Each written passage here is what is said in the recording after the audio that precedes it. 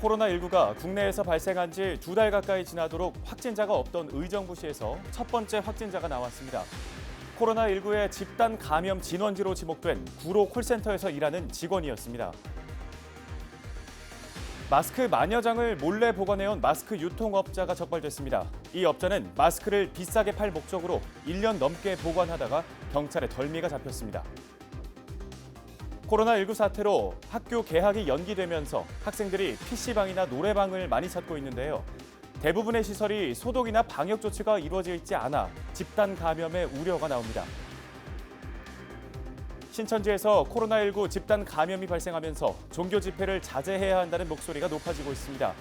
경기도민의 상당수는 경기도의 종교 집회 금지 명령에 찬성하는 것으로 나타났습니다.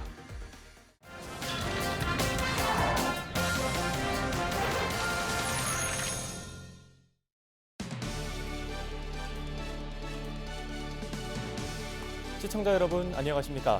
헬로티비 뉴스 나라 시작합니다. 코로나19가 국내에서 발생한 지 2달 가까이 지나도록 확진자가 없던 의정부시에서 첫 번째 확진자가 나왔습니다.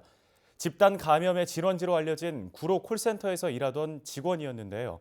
확진 판정을 받기 전까지 대중교통을 이용한 것으로 알려져 추가 감염의 우려가 커지고 있습니다. 자세한 내용은 김초롱 기자가 전해드립니다. 의정부 지역 내 코로나19 첫 확진자가 발생했습니다. 확진자는 의정부 신곡동에 거주하는 50대 여성 A씨로 최근 코로나19 집단 감염이 발생한 구로 콜센터의 근무자인 것으로 알려졌습니다.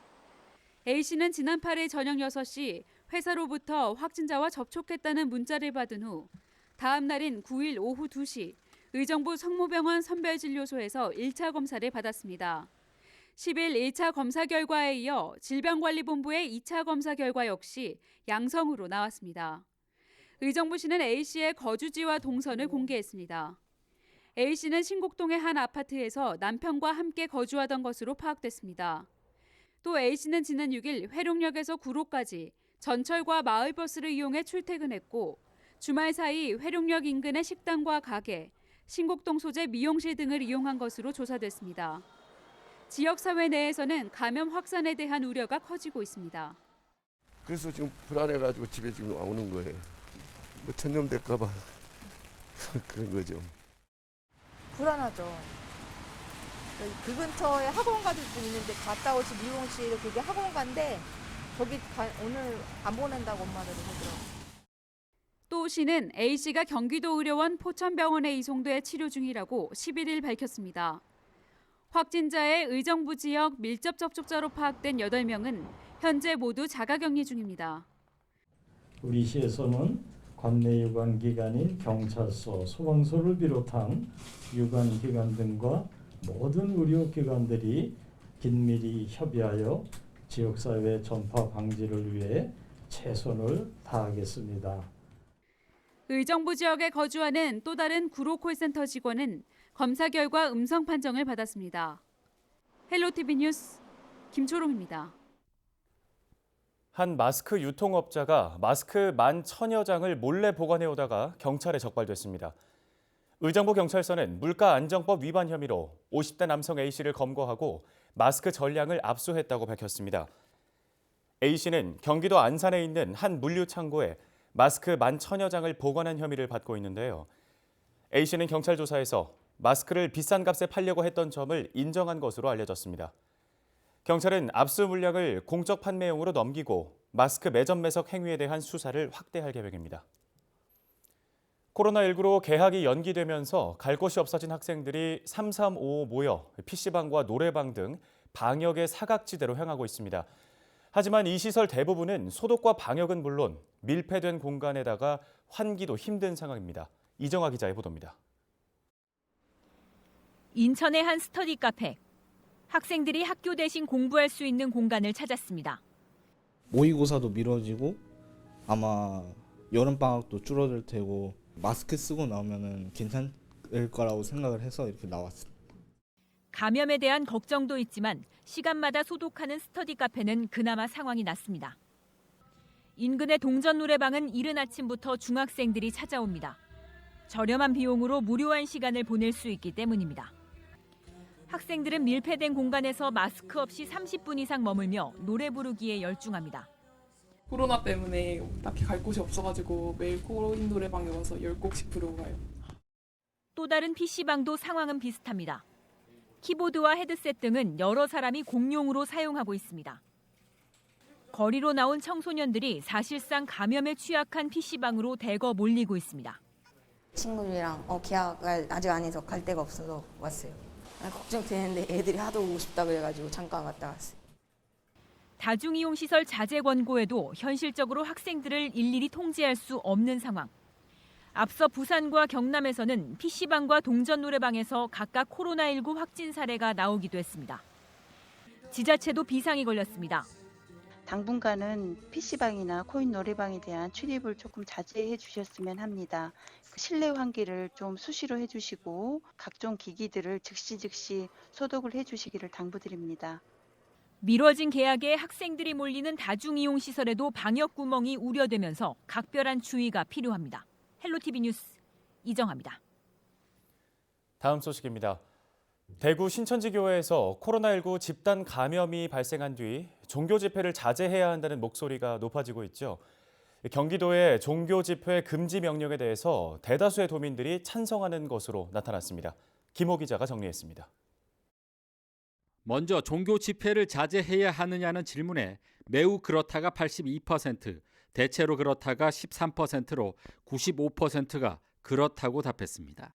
종교별로는 불교와 천주교인이 98%, 개신교인은 92%, 무종교인은 95%로 종교 여부에 관계없이 종교 집회를 자제해야 한다는 의견이 높게 나타났습니다.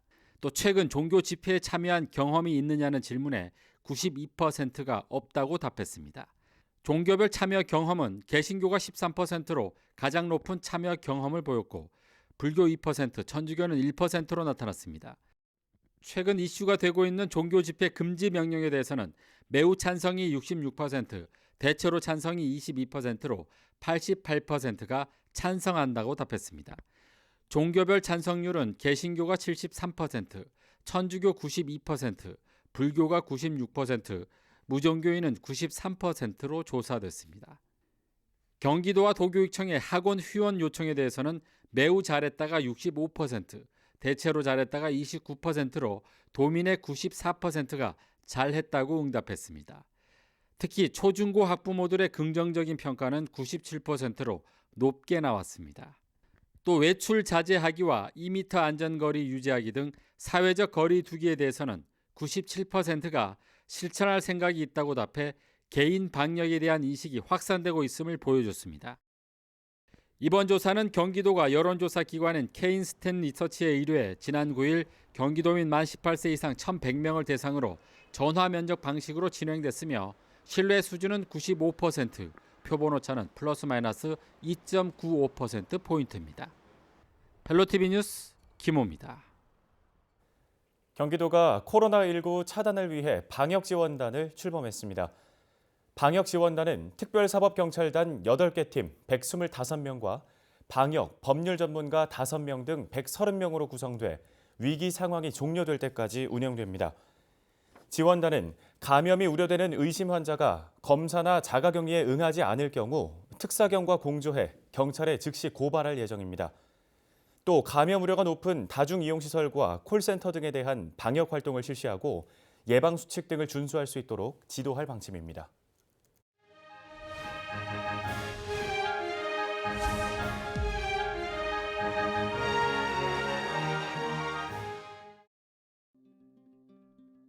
네, 경선 과정에서 시민 여러분들이 보여준 그런 큰 성원을 등에 업고 앞으로 이제 본선에서 꼭 승리할 수 있도록 더 이제 힘차고 더 많이 뛰도록 하겠습니다. 많이 도와주십시오.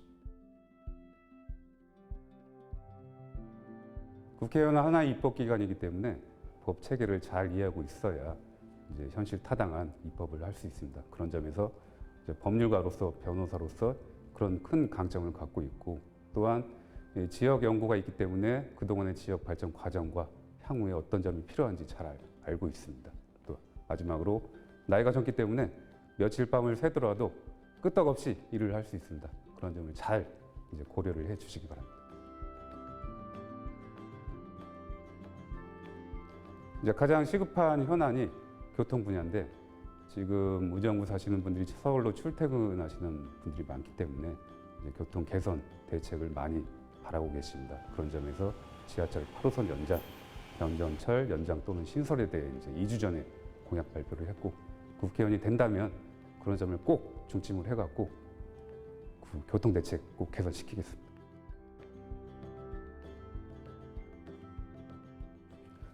가장 좀 어려운 부분인데 지금 어떤 분들께서는 지금 소규모 이제 보강 공사만 진행하고 있기 때문에 설계 변경 가능한 게 아니냐 이렇게 보고 계십니다. 하지만 이 광역 철도라는 게 그렇게 쉬운 것이 아니고 또한 국회의원이 되고 나서도 그 이후에 기본계획 변경 또는 그 차후년도 예산 배정받는 것이 이 시간적으로 많이 여유가 없기 때문에 이제 그런 점에서 많이 어려운 점은 사실입니다. 그렇지만 향후에 이 당선 이후에 최단 기간 안에 6개월 또는 1년 기간 안에 그 가부 여부를 결정해 갖고 이 시민분들께 공표를 드릴 예정이고 만약 그것이 어렵다면 그 대안으로서 8호선 연장, 경전철 연장에 대해 더 집중을 할 예정입니다.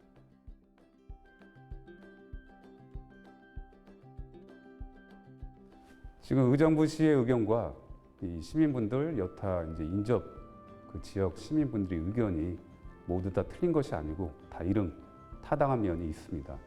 이제 그래서 국회의원이 된다면 향후에 이 중재자로서 정치라는 게 양측의 갈등을 조율하는 것이 첫 번째 목적이기 때문에 그 합리적인 대안이 없느냐 거기에 이제 발굴을 할 예정이고 또한 다만 지금 현 장암동 시설을 이 개보수하는 것이 아예 기술적으로 불가능한 것인지 또한 이제 민간 투자 사업으로 진행되고 있는 자일동 소각장 이전이 지금 BTL 사업인데 BTL 사업이란 게 이 순수 민간 투자 방식은 아니고 시가 20년, 30년에 걸쳐 갖고 그 투자비를 분할 상환하는 방식입니다.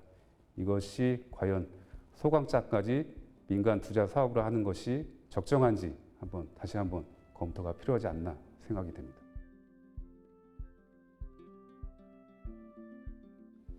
개인적으로는 경기북도 신설에 반대하는 입장입니다. 지금 강남까지 가지 않더라도 경기 남부 분당이나 아니면 남양주, 일산 그 도시에 비해 많이 상대적으로 발전이 뒤처져 있고 만약에 경기 북도 타이틀까지 얹히게 된다면 더 발전이 지체되지 않을까 그렇게 보고 있고요.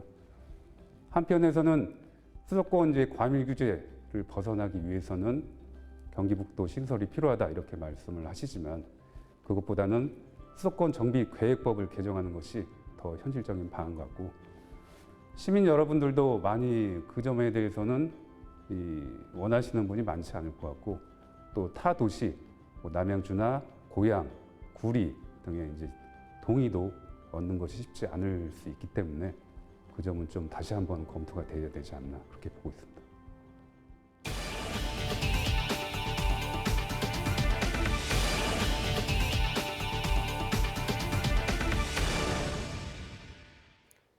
육군 제28보병사단이 동두천과 양주 지역 일대에 대한 방역을 실시했습니다. 제28보병사단은 지난 5일과 6일 동두천시 버스 정류장 45개소와 양주시 신산리와 봉암리 일대 도로 6km 구간에 대한 방역을 실시했는데요. 사단은 지자체와 협조해 지원 요소를 파악한 뒤 지속적으로 방역을 지원할 예정이라고 밝혔습니다. 양주시는 지난 5일 코로나19로 인한 혈액 수급난 해소를 위해 헌혈 운동을 실시했습니다. 이날 헌혈 운동에는 공직자와 시민 등 40여 명이 참여했습니다.